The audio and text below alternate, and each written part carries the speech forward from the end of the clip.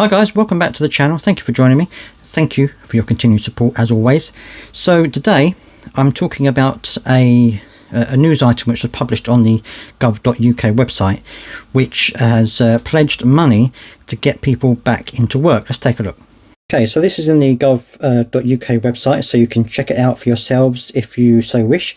The Chancellor, we will build a Britain where those who can work will work. Now, what this is talking about is, well, it says here, £240 million Get Britain Working package to include work, skills and health support for disabled people and the long-term sick. Benefit reform to be accelerated from this autumn to give more people access to employment support. So ahead of the budget, the Chancellor has unveiled £240 million cash injection to accelerate the rollout of local services to help people back into work and drive down inactivity.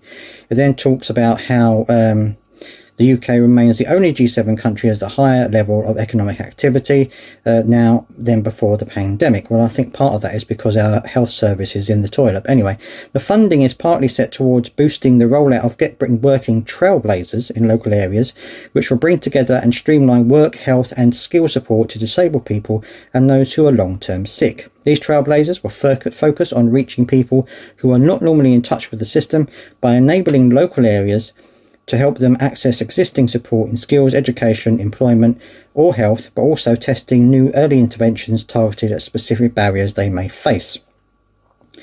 Recognising that poor health is a key driver of economic activity, these trailblazers will also ensure that work and skill support is better integrated with health service to ensure people get the joined up health and employment support they need to get back into work and to stay in work. This is the problem. Because I've read surveys, and I think I mentioned it in one of my previous videos, that yeah, they can get people into work, but it's keeping them in work. I think the average is around 26 weeks that people stay in work, and then they have to leave their job because of either barriers to them doing their job or because of their health. So it's it's all very well getting people into work, and this is the way they fudge the figures. They say, oh yeah, we've got all these people back into work, but what they don't tell you is all those people who've then had to drop out of work because of their health or because of barriers to their employment. The government will also work in close partnership with mayors to develop trailblazers to ensure these local services are tailored to meet the unique employment and inactivity challenges in different areas. Benefit reform is also set to be accelerated this year, with 800,000 people on the old employment support allowance to be moved to universal credit from this autumn instead of 2028. So they've accelerated that from 2028 to autumn this year. This move will bring more people into the modern benefit regime, continuing to ensure they are supported to look for and move into work. And see, that's the thing. You see, they're not supposed to be moving over to universal credit just to try and get them back into work. They're supposed to be doing it because universal credit is supposed to be a better system. I would argue that it is, but that was the reason that they are supposed to have done it. It comes ahead of Great Britain Working White Paper set to be unveiled later in the autumn, which will set out the government's ambitious plans for reform to break down barriers to work. The reforms will be underpinned by an approach of a high expectation, high support, as well as a belief in mutual obligations, the responsibility of work if you can, backed up by proper support and real opportunities to get a decent job. Then goes on to say what Rachel Reeves has said, and she said, due to years of economic neglect, the benefits bill is ballooning. We will build a Britain where the people who can work will work, turning the page on the recent rise in economic inactivity and decline, and towards a future where people have good jobs and our benefits bill is under control.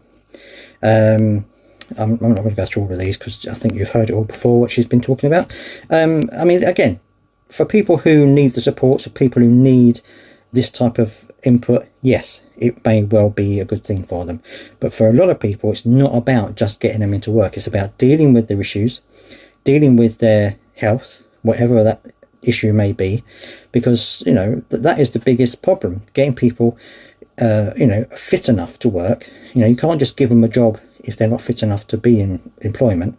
And also it's about finding jobs. I mean, you know, there aren't that many out there, even though they say there are, you know, lots of employers are desperate for staff. Actually, that isn't necessarily the case. There are lots of people who are looking for jobs, especially people who are over certain ages who can't get one.